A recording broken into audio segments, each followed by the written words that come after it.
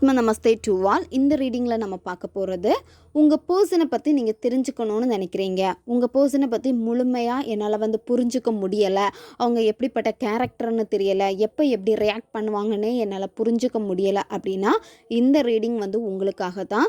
இப்போ உங்களுக்கு ஒரு பர்சனை ரொம்ப பிடிச்சிருக்கு, ஆனால் அவங்கக்கிட்ட நீங்கள் பேசினது கூட கிடையாது, அவங்கள பற்றி எதுவுமே உங்களுக்கு தெரியலனா கூட இந்த ரீடிங் வழி அந்த நபரை பற்றி நீங்கள் தெரிஞ்சுக்க முடியும். உங்களுக்கு யாரை பற்றி தெரிஞ்சுக்கணும்னு நீங்கள் நினைக்கிறீங்களோ அந்த பர்சனுடைய உருவத்தை உங்களுடைய இமேஜினேஷனில் கொண்டு வந்துட்டு இதில் ஒரு பைலை சூஸ் பண்ணிக்கோங்க. 77755 2 பைல் இருக்குது, அதில் ஒரு பைலை நீங்கள் சூஸ் பண்ணிக்கோங்க. இந்த கார்டு எனர்ஜி கூட கனெக்ட் ஆகிறதுக்காக நீங்கள் இதில் என்ன பைல் சூஸ் பண்ணீங்களோ அந்த நம்பரை கமெண்ட் பண்ணுங்கள். இந்த கார்டு எனர்ஜி கூட நீங்கள் கனெக்ட் ஆயிருவீங்க. இப்போ பைல் 1 சூஸ் பண்ணவங்களுடைய ரீடிங்கில் நம்ம போகலாம். உங்கள் பர்சன் எப்படிப்பட்ட கேரக்டர், எப்போ எப்படி ரியாக்ட் பண்ணுவாங்க, அவங்களுடைய உண்மையான முகம்தான் என்ன அப்படிங்கிறத பார்க்க போகிறோம். உங்களுடைய பர்சன் பார்த்தீங்கன்னா ரொம்ப சோர்வடைஞ்சாலும், அதாவது சில விஷயங்களில் தோற்று போனாலும் அந்த தோல்வியை ஒத்துக்க மாட்டாங்க. கீழே விழுந்தாலுமே திரும்ப திரும்ப போராடுவாங்க. அவங்களுக்கு ஒரு வெற்றி வேணும் அப்படின்னா அதை ஈஸியாக விட்டு கொடுக்க மாட்டாங்க. அதுக்காக தன்னால் எவ்வளோ முடியுமோ அந்த அளவுக்கு விழுந்தாலுமே திரும்பி எழுந்து போராடக்கூடிய ஒரு நபர் தான் இவங்க. ரொம்பவும் ஒரு ஸ்ட்ராங்கான பர்சன்னு சொல்லலாம். அதாவது வாழ்க்கையில் ஜெயிக்கணும் அப்படிங்கிற ஒரு குறிக்கோள் இந்த நபர்கிட்ட ரொம்ப ஸ்ட்ராங்காக இருக்குது. இவங்க வாழ்க்கையில் வரக்கூடிய வெற்றிகள் இவங்களுக்கு ரொம்ப ஈஸியாக கிடைச்சான்னு கேட்டால் இல்லை. அதுக்கு பின்னாடி நிறைய வழிகள் இருக்குது. நிறைய கஷ்டத்தை தாண்டி தான் ஒரு ஸ்டேஜுக்கு அவங்க வந்திருக்காங்க. அதாவது அவங்களுடைய சொந்த காலில் நிற்கணுன்னாலும் சரி, அதுக்கு பின்னாடி பார்த்திங்கன்னா நிறைய வழிகள், நிறைய அவமானங்கள் இருக்குது இந்த நபருக்கு. இந்த நபர் ஒரு விஷயத்துக்கு முடிவெடுக்க போகிறாங்க அப்படின்னா உடனே சீக்கிரமாக முடிவெடுக்க மாட்டாங்க, நல்லா யோசிப்பாங்க.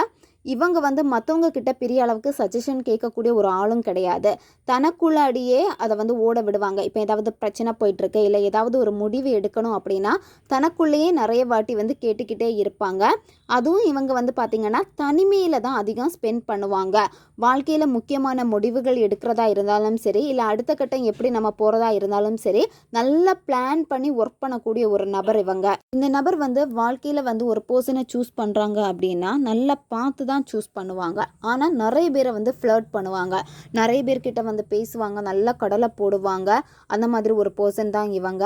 ஆனால் என்ன அப்படின்னா ஒரே ஒரு நபருக்கு உண்மையாக இருப்பாங்க. உண்மையான லவ் ஒரு பர்சன் கிட்ட எப்போவுமே இந்த நபருக்கு இருக்கும். இருந்தாலுமே மற்றவங்க கிட்ட பார்த்திங்கன்னா ஃப்ளர்ட் பண்ணுவாங்க, நல்லா ஜாலியாக பேசுவாங்க. ஈஸியாக மற்றவங்க அட்ராக்ட் ஆவாங்க இந்த பர்சனுக்கு. இவங்களுடைய பேச்சினாலேயே ஈஸியாக விழுந்துருவாங்க எல்லாருமே. இந்த நபருக்கு ஒரு பர்சனை பிடிக்கல அப்படின்னா அந்த நபர்கிட்ட இவங்க இருக்கவே மாட்டாங்க, அவங்கள விட்டு விலகிடுவாங்க.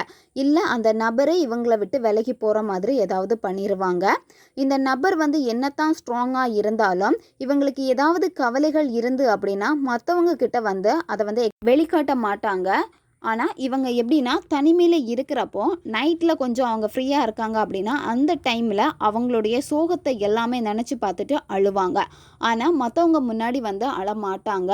அவங்களுக்கு இருக்கக்கூடிய பிரச்சனைகளை நினச்சி அவங்களுக்குள்ளாடியே ஆறுதலையும் தேடிப்பாங்க. நீங்கள் உங்கள் பர்சன்கிட்ட உனக்கெல்லாம் ஃபீலிங்ஸே கிடையாது, நீ கல் மாதிரி இருக்க, அந்த மாதிரி நீங்கள் சொன்னாலுமே அந்த நபர் அதுக்கும் அப்படியே சிரிச்சிட்டு அதுக்கும் ஏதாவது பெரிய அளவுக்கு ரியாக்ட் பண்ணாமல் தான் போவாங்க. ஆனால் அவங்களுடைய எமோஷனல் எல்லாமே எப்படி இருக்கும்னா வெளிக்காட்ட மாதிரி தான் இருக்கும். ஆனால் உள்ளுக்குள்ளாடி இருக்கும், ஆனால் வெளிக்காட்ட மாட்டாங்க. பிடிக்கலை அப்படின்னா அந்த பர்சன்கிட்ட பெரிய அளவுக்கு இன்ட்ரெஸ்ட் காட்ட மாட்டாங்க. தனக்கு பிடிச்ச ஒன்று தன்னை விட்டு போனால் கூட அவங்க அந்த இதில் இருந்து சீக்கிரமாக வெளி வந்துடுவாங்க. அதாவது அதுலேயே உடஞ்சி போக மாட்டாங்க. இந்த நபர் உண்மையாக இருக்கணும்னு நினைப்பாங்க. அதாவது இந்த நபர்கிட்ட யார் போய் பேசினாலும் அந்த நபர்கிட்ட ஒரு ட்ரஸ்ட் இருக்கணும்னு நினைக்கக்கூடிய ஒரு நபர் இவங்க. ஃபைல் 2 சூஸ் பண்ணவங்களுடைய ரீடிங்கில் நம்ம போகலாம். இந்த பர்சன் தன்னுடைய சந்தோஷம்தான் முக்கியத்துவம்னு அதிகமாக நினைப்பாங்க. அதாவது செல்ஃபிஷான ஒரு பர்சன் இவங்களை சொல்லலாம். மற்றவங்க எப்படி போனாலும் கவலை இல்லை, எனக்கு நான் சந்தோஷமாக இருக்கணும், எனக்கு என்ன வேணுமோ அது எனக்கு வேணும் அப்படின்னு நினைக்கக்கூடிய ஒரு பர்சன். இப்போ உங்களுக்காக இந்த நபர் மாறுவாங்களா, மாற்றிப்பாங்களான்னு கேட்டால் கிடையவே கிடையாது. அவங்களுக்கு எப்படி இருக்கணும்னு பிடிக்குதோ அப்படி தான் இந்த நபர் இருப்பாங்க. இந்த நபர் நல்லா ஹார்ட் ஒர்க் பண்ணக்கூடிய ஒரு பர்சன். வாழ்க்கையில் முன்னேறணும் அப்படிங்கிறதுக்காக நிறைய வேலை செய்வாங்க. ஆனால் அதில் ஃபெயிலியர் ஆவாங்க. அவங்களுக்கு எந்த விதமான ரிசல்ட்டுமே கிடைக்காது. இந்த பர்சனுடைய மைண்டில் நிறைய ஐடியாஸ் வரும். மைண்டை வந்து நல்லா யூஸ் பண்ணுவாங்க. ஒரு வேலையாக இருக்கட்டும், இல்லை ஒரு ரிலேஷன்ஷிப்பாக இருக்கட்டும், இல்லை வெளியே போகிறதுக்கு பிளான் பண்ணுறதா இருக்கட்டும், அது ரிலேட்டடாக வந்து இவங்களுடைய மைண்டில் வந்து நிறைய ஐடியாஸ் வரும். இந்த பர்சன் வந்து நல்ல ட்ராவலை விரும்பக்கூடிய ஒரு பர்சன். வீட்டிலே அடைஞ்சு கிடக்கணும்னு நினைக்க மாட்டாங்க. வெளியே போகணும் அப்படின்னு நினைக்கக்கூடிய ஒரு நபர் இவங்க. இந்த நபர் வந்து ஓப்பன் மைண்டடாக இருப்பாங்க. அதாவது மனசில் ஒன்று வச்சு வெளியே ஒன்று பேசுகிறது அந்த மாதிரி ஒரு பர்சன் கிடையாது.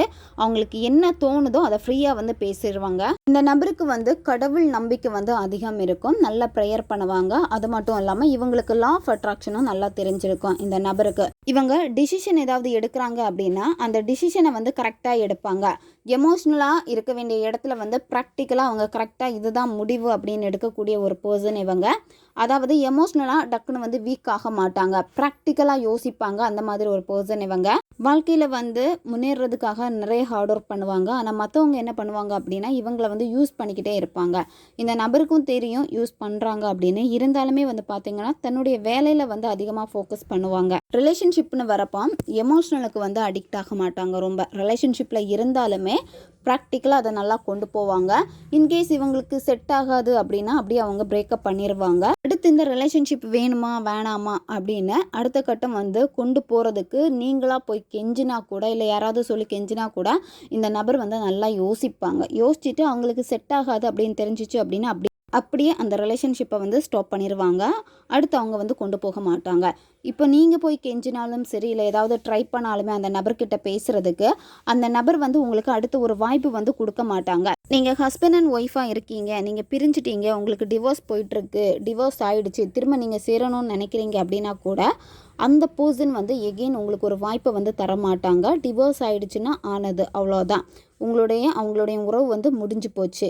இந்த மாதிரி தான் அவங்க வந்து டிசிஷன் எடுப்பாங்க. நிறைய ஹார்ட் ஒர்க் பண்ணி ஜெயிக்க முடியலை, தோத்துக்கிட்டே இருந்தாலுமே பக்காவாக பிளான் பண்ணி இவங்க ஹார்ட் ஒர்க் பண்ணாங்கன்னா ஜெயிப்பாங்க. இந்த நபர் வந்து ட்ரூ லவ்வை வந்து விரும்பக்கூடிய ஒரு பர்சன். அது மட்டும் இல்லாமல் தன்னைத்தானே வந்து அதிகம் நேசிப்பாங்க. மற்றவங்களுக்கு நல்லா ரெஸ்பெக்ட் கொடுப்பாங்க. இவங்களுக்கு பிடிச்ச மாதிரி ட்ரூவாக ஒரு பார்ட்னர் கிடைச்சாங்க அப்படின்னா அவங்கள வந்து மேரேஜ் பண்ணிப்பாங்க. இவங்க கிட்ட செல்ஃப் கேர், செல்ஃப் லவ் அதிகமாக இருக்கும். இதனாலே வந்து மற்றவங்க வந்து இவங்க கிட்ட ஈஸியாக அட்ராக்ட் ஆவாங்க. இப்போ உங்களுக்கு கூட அந்த பர்சனை வந்து ரொம்ப பிடிச்சிருக்கும். நீட்டாக ட்ரெஸ் பண்ணுவாங்க, ஹேர் ஸ்டைலாக இருக்கட்டும், அவங்களுடைய லுக்காக இருக்கட்டும், ஸ்டைலாக இருக்கட்டும், அவங்கள அதிகமாக வந்து கேர் பண்ணுவாங்க. இந்த கேர்னாலே வந்து மற்றவங்களுக்கு வந்து ரொம்ப அட்ராக்ஷனாக தெரிவாங்க. இதுதான் பைல் 2 சூஸ் பண்ணவங்களுடைய ரீடிங். இது ஒரு ஜென்ரல் ரீடிங் மட்டும்தான். உங்களுக்கு எது ரெசனேட் ஆகுதோ அதை மட்டும் நீங்கள் எடுத்துக்கோங்க, மற்றதை விட்டுருங்க. உங்களுக்கு என்னென்ன டாப்பிக்கில் ரீடிங் வேணும் அப்படிங்கிறதையும் மறக்காமல் கமெண்ட் பண்ணுங்கள். அடுத்த ஒரு வீடியோ பதிவில் சந்திக்கலாம். நன்றி.